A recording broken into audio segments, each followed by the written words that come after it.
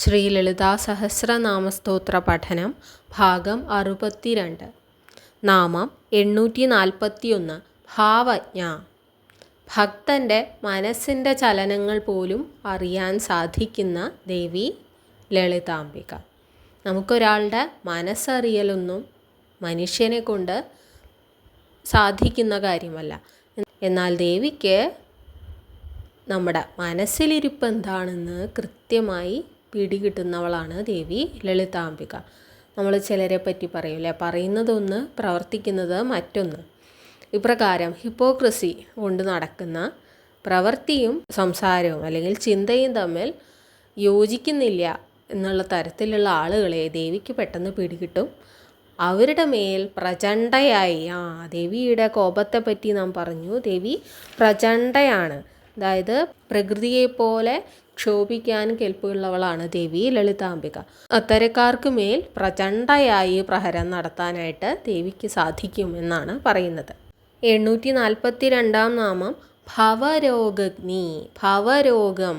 ഭവ എന്നാൽ സംസാരം. ഈ ലോകത്തെ ഒരു രോഗമായി കണക്കാക്കുന്നു. എന്തുകൊണ്ടാണ് ഈ ലോകത്തെ രോഗമായിട്ട് കണക്കാക്കുന്നത്?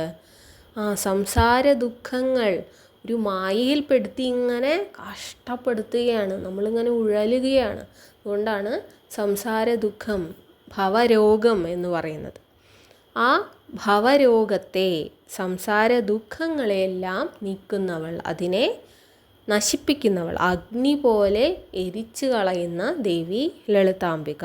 ഭവരോഗഗ്നി. 843 ഭവചക്രപ്രവർത്തിനി. നീ സംസാര ചക്രത്തെ പ്രവർത്തിപ്പിക്കുന്നവളും ദേവി തന്നെ. ദേവി പ്രപഞ്ചത്തിൻ്റെ രാജ്ഞിയാണ് എന്ന് പറഞ്ഞു. ദേവിയാണ് പ്രപഞ്ചത്തെ ഭരിക്കുന്നത്. ഇവിടെയുള്ള എല്ലാ കാര്യങ്ങളെയും നോക്കി നടത്തുന്നത് ദേവിയാണ്. അങ്ങനെയുള്ള ദേവി ഭവചക്രത്തെ, സംസാര ചക്രത്തെ പ്രവർത്തിപ്പിക്കുന്നു. പലപ്പോഴും ജീവിതത്തെ ഒരു ചക്രത്തോട് ഉപമിക്കാറുണ്ട് അല്ലേ? ജനിക്കുന്നു, ജീവിക്കുന്നു, മരിക്കുന്നു. അതൊരു സൈക്കിളായിട്ട് ഇങ്ങനെ തുടരുന്നു.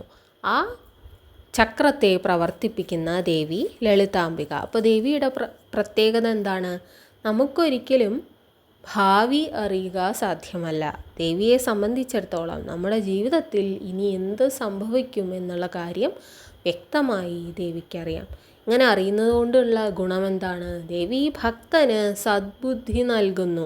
ജീവിതത്തിൽ പലതരത്തിലുള്ള തിരിച്ചടികൾ വരും. പക്ഷെ ആ തിരിച്ചടികളെ നേരിടാനുള്ള കരുത്ത് നൽകാനായിട്ട് ദേവിക്ക് സാധിക്കുന്നു എന്നാണ് പറയുന്നത്. 844 നാമം ഛന്ദസാര. ഛന്ദസ് എന്നാൽ ഒരു മന്ത്രം ചൊല്ലുന്ന രീതി, വൃത്തം എന്നൊക്കെ പറയാം.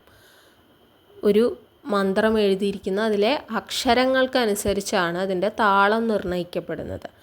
വേദങ്ങൾ എഴുതപ്പെട്ടിട്ടുള്ളത് ഗായത്രി ഛന്ദസ്സിലാണെന്ന് പറയുന്നു.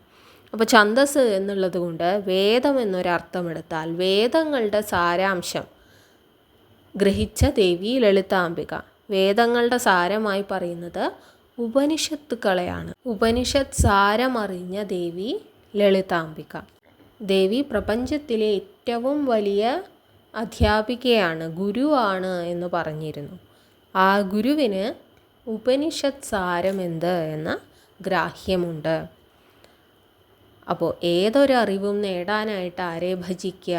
ദേവിയെ ഭജിക്കുക. കാരണം ദേവിയാണ് ഉത്തമ ഗുരു. 845 നാമം ശാസ്ത്രസാര. വീണ്ടും ദേവിയുടെ അറിവിനെ പറ്റി തന്നെയാണ് പരാമർശം. ശാസ്ത്രസാര. പ്രപഞ്ചത്തിൽ മനുഷ്യന് അറിയുന്നതും അറിയാത്തതുമായ സകല ശാസ്ത്രങ്ങളുടെയും സാരമറിയുന്ന ദേവി ലളിതാംബിക. എല്ലാ അറിവും എന്തിലേക്കാണ് നയിക്കുന്നത്? നാം ആരാണ് എന്ന ആ അറിവിലേക്കാണ് അത് നയിക്കുന്നത്. ആത്മജ്ഞാനത്തിലേക്കാണ് സകല ജ്ഞാനവും നയിക്കുന്നത്. ഉത്തമ ഗുരുവായ ദേവി ആത്മജ്ഞാനമാണ് മാനവന് പ്രദാനം ചെയ്യുന്നത്. 846 നാമം മന്ത്രസാര. വീണ്ടും ദേവി വേദങ്ങളുടെ സാരാംശം ഗ്രഹിച്ചിരിക്കുന്നു, ശാസ്ത്ര സാരങ്ങൾ അറിഞ്ഞിരിക്കുന്നു. ഇനി മന്ത്രസാരയാണ്, മന്ത്രങ്ങളുടെ സാരാംശവും അറിയുന്നു. പഞ്ചദശി മന്ത്രം ദേവിയുടെ ശരീരം തന്നെയാണ് എന്ന് പറയുന്നു. ദേവി ഇതുകൂടാതെ ശബ്ദബ്രഹ്മമാണ് എന്ന് പറഞ്ഞു. അതായത് ഭാഷയും അക്ഷരങ്ങളും ഒക്കെ ദേവിയിൽ നിന്നാണ് ജനിക്കുന്നത് എന്ന് നാം പറയുകയുണ്ടായി. അപ്രകാരമുള്ള ദേവിക്ക് മന്ത്രങ്ങളുടെ സാരം ഗ്രാഹ്യമുണ്ട് എന്ന് പറയുന്നതിൽ അത്ഭുതമില്ല. ഭാരതീയ സങ്കല്പപ്രകാരം മന്ത്രങ്ങളുടെ ഉച്ചാരണം ഏറെ പ്രധാനമായി കരുതുന്നു. മന്ത്രങ്ങൾ കൃത്യമായി ഉച്ചരിച്ചില്ലെങ്കിൽ അത് ഗുണത്തേക്കാളേറെ ദോഷം ചെയ്യും എന്നൊരു സങ്കല്പമാണ് ഇവിടെ നിലനിൽക്കുന്നത്. എന്നാൽ ആ സങ്കല്പത്തിൽ തന്നെ വാൽമീകി രാമ രാമ എന്ന് ജപിക്കാനറിയാതെ മരാ മരാ എന്ന് ജപിച്ച് ആത്മജ്ഞാനത്തിലേക്ക് എത്തുന്നുണ്ട്. അപ്പോൾ മന്ത്രങ്ങൾ ചൊല്ലുന്നതിൻ്റെ ഉദ്ദേശശുദ്ധി മനസ്സിലാക്കി മനസ്സറിയാതെ സംഭവിക്കുന്ന ചില തെറ്റുകൾ പുറത്തു തരാനായിട്ട് എന്തായാലും ഈശ്വരന് സാധിക്കും. കാരണം നമ്മുടെ ദേവി നമ്മുടെ മനസ്സറിയുന്നവൾ കൂടിയാണ്. അപ്പോൾ പഠിക്കുമ്പോൾ കൃത്യമായിട്ട് പഠിക്കാനായിട്ട് നമുക്ക് ശ്രമിക്കാം. ചെറിയ തെറ്റുകളൊക്കെ ദേവി പുറത്തു തന്നോളൂ. 847 നാമം തലോദരി. ദേവിയുടെ ഉദരത്തെ പറ്റിയാണ് വർണ്ണന. മുൻപൊരിക്കൽ പറഞ്ഞിട്ടുണ്ട്, ദേവിയുടെ അരക്കെട്ട്, അവിടെ അരക്കെട്ടുണ്ടോ എന്ന് സംശയിക്കുന്ന വിധം ഒതുങ്ങിയ അരക്കെട്ടോടുകൂടിയ ദേവി ലളിതാംബികയാണ് എന്ന് പറഞ്ഞു. ഇവിടെ ദേവിയുടെ ഉദരത്തെ തലോദരി എന്നാണ് വർണ്ണിക്കുന്നത്. ദേവിയുടെ ഉദരം നമ്മുടെ കൈത്തലം കൊണ്ട് പിടിച്ചാൽ പിടിയെത്തുന്ന വണ്ണം ഒതുങ്ങിയ അരക്കെട്ടാണ് ദേവിക്കുള്ളത് അത്ര. 848 നാമം ഉദാരകീർത്തി. പ്രപഞ്ചം മുഴുവൻ കീർത്തിയുള്ള യശസ്സുള്ള ദേവി ലളിതാംബിക. ആ ദേവി ഉദാരമായി കീർത്തി നൽകുന്നു. ആർക്ക്? ഉത്തമയായ ഭക്തയ്ക്ക്. ഭക്ത ഉത്തമയാവുന്നത് എപ്പോഴാണ്? മനസ്സിൽ കളങ്കമില്ലാതെ ദേവിയെ ഭജിക്കുമ്പോഴാണ് ഭക്ത അല്ലെങ്കിൽ ഭക്തൻ ഉത്തമയോ ഉത്തമനോ ആവുന്നത്. കീർത്തി അല്ലെങ്കിൽ യശസ് ലഭിക്കാനായി ദേവിയെ ഭജിക്കുന്നവരെയും ദേവി കൃത്യമായി മനസ്സിലാക്കുന്നു. അതുകൊണ്ടല്ലേ ദേവി ഭാവജ്ഞയാണെന്ന് പറഞ്ഞത്. നമ്മുടെ മനസ്സിലിരിപ്പൊക്കെ കൃത്യമായിട്ട് ആൾക്ക് മനസ്സിലാകും. 849 നാമം ഉദ്ധാമ വൈഭവ. അതിരില്ലാത്ത വിധം വൈഭവമുള്ള ദേവി ലളിതാംബിക. അത് പ്രത്യേകിച്ച് പറഞ്ഞറിയിക്കേണ്ട കാര്യമില്ല അല്ലേ? നമ്മൾ നാമം ആരംഭിച്ചപ്പോൾ ദേവി അമ്മയാണ് എന്ന് പറഞ്ഞു. ദേവിയുടെ ഭക്തർക്കെല്ലാം അമ്മയായി നിന്നുകൊണ്ട് കരുതലും തണലുമേകുന്ന ദേവി ലളിതാംബിക. ആ കണ്ണുകൾ കരുണയുടെ സാഗരങ്ങളാണ്. ദേവിയുടെ മക്കൾ പല ദിക്കുകളിൽ നിന്ന് വിളിക്കുമ്പോൾ വിളി കേൾക്കുന്ന ദിക്കുകളിലേക്കെല്ലാം സഞ്ചരിക്കുന്ന ദേവിയുടെ കണ്ണുകളെപ്പറ്റി നാം വർണ്ണിച്ചു. ആ ദേവി യോദ്ധാവ് കൂടിയാണ്. ദേവി ഭണ്ഡാസുര നിഗ്രഹത്തിനായി ശക്തിസേന ചമച്ചു ആ യുദ്ധം നയിക്കുന്നവളാണ്. ഇനി ദേവി പ്രപഞ്ചത്തിൻ്റെ രാജ്ഞി കൂടിയാണ്. ഇവിടെയുള്ള ഈ സംസാര ചക്രം പ്രവർത്തിപ്പിക്കുന്നതേ ദേവിയാണ്. ആ ദേവിക്ക് 64 കലകളിലും ജ്ഞാനമുണ്ട്.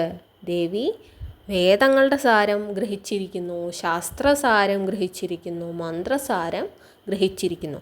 ഇനി ഇതൊന്നും കൂടാതെ ഓരോ ഭക്തൻ്റെയും മനസ്സിനെ കൂടി അറിയുന്നു. അപ്രകാരമുള്ള ദേവിക്ക് വൈഭവമുണ്ട് എന്ന് പ്രത്യേകം എടുത്തു പറയേണ്ട കാര്യമുണ്ടോ? നമുക്ക് മനസ്സിലാക്കാവുന്നതേ ഉള്ളൂ. 850 നാമം വർണ്ണരൂപിണി. ദേവി ശബ്ദബ്രഹ്മമായി നിലനിൽക്കുന്നു എന്ന് പറഞ്ഞു. ദേവി അക്ഷരങ്ങളായി, അക്ഷരം എന്ന അർത്ഥത്തിലാണ് വർണ്ണം എന്ന വാക്ക് ഉപയോഗിച്ചിട്ടുള്ളത്. അക്ഷരരൂപത്തിൽ 51 അക്ഷരങ്ങളുമായി ആ ഭാഷ തന്നെയായി നിലനിൽക്കുന്ന ദേവിയെയാണ് വർണ്ണരൂപിണി എന്ന് വിളിക്കുന്നത്. ഇന്ന് 841 മുതൽ 850 വരെയുള്ള നാമങ്ങളാണ് നാം പഠിച്ചത്. 841 നാമം മുതൽ നമുക്ക് നോക്കാം. ഭാവജ്ഞ, ഭവരോഗഗ്നി, ഭവചക്രപ്രവർത്തിനി, ഛന്ദസാര, ശാസ്ത്രസാര, മന്ത്രസാര, തലോദരി, ഉദാരകീർത്തി, ഉദ്ധാമവൈഭവ, വർണ്ണരൂപിണി.